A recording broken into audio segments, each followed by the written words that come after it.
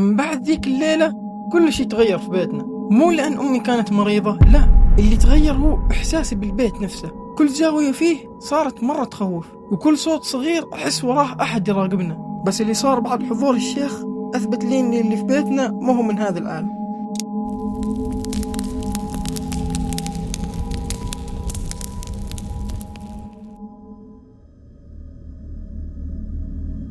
قاطع تفكير أبوي وهو يقول: وليد وين جوالي؟ فرديت عليه وقلت: تقريبا شفته فوق في الصالة. فرد علي وقال: طيب أطلع جيبه. بس أول ما قالها تذكرت الشيء اللي صار لي قبل شوي. كل ما أتذكر هذا الشيء اللي صار لي جسمي مرة تقشعر. فقلت لأخوي حازم: أطلع أنت جيبه. فأخوي ما تردد لحظة وعلى طول طلع جيبه. واللي وتمر 10 دقائق وأخوي ما ينزل. ناديناه أنا وأختي مروة لكن ما كان يرد. فمسكت يد أختي قلنا يلا بنطلع بنشوفه. ولما طلعنا فوق هنا كانت الصدمة. لقيناه واقف عند الكنبة وجهه مرة شاحب كأنه شاف شيء مرة مخيف. وكان وقتها بيده الجوال واقف في نفس المكان اللي أمي كانت توقف فيه قبل ما تتغير. ولما شفناه قال بصوت متقطع ويقول: ما قدرت أشيل جوال أبوي. فأنا انصدمت ورفعت عيوني عليه وقاعد أقول في نفسي: ماسك الجوال بيدك، إيش قاعد تقول؟ فأختي مروة ركضت له وحضنته مرة بقوة وتقول له: إيش فيك يا حازم؟ أما أنا قربت للكنبة وتفاجأت بأن الأظافر كانت نفس أظافر أمي،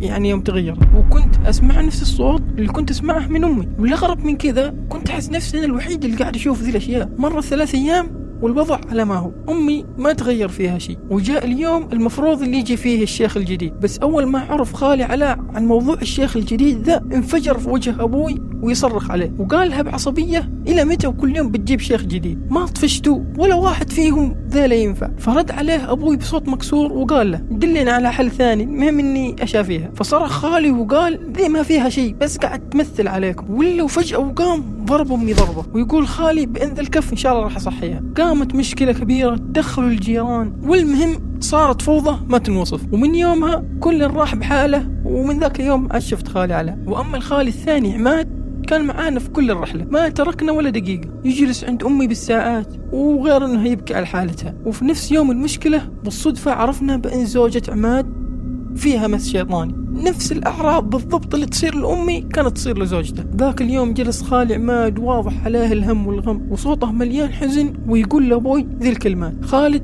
أنا في مصيبة وحاولت إن أخفيها بس خلاص ما عاد أقدر. كنت أقول خلاص يكفيكم اللي فيكم، لكن الوضع زاد عن حده. فأبوي تفاجأ وقال له: إيش فيك يا عماد؟ تكلم. تنهد خالي وقال: من زمان زوجتي فيها مس شيطاني من يوم ما تزوجنا، وعانيت لين ما الله شفاها، بس مع تعب أختي رجع المس لزوجتي مرة ثانية. كل ليلة تصرخ، بنتي تقوم مزعوجة من النوم من صراخها. قال خلاص ما عاد أقدر أتحمل، الشيخ اللي بتجيبونه لأختي لازم يجي يقرأ على زوجتي. وكانت مرة تسمع وعينها تقطر من الدموع. فأختي قالت بصوت يرتجف: شكل العمارة ذي كلهم ساكنينها جن. فأنا وقتها كلامها دخل قلبي زي خنجر. ولا وثواني ونسمع صوت الشيخ بأنه وصل. ومع يوم أمي سمعت صوت الشيخ قاعدة تصرخ، لكن ما أي صرخة، بصوت غليظ. وبنفس الوقت سمعنا صوت زوجة خالتي تصرخ زيها. وبدت الجلسة وبدأ الشيخ يقرأ عليهن اثنينتهن. وكلنا حاولنا نساعد ونمسك ونسوي، وللأسف إنه ما في فايدة. حاولنا بكل شيء لكن ما في فايدة. وفي هاللحظة ما نحن مستوعبين ليش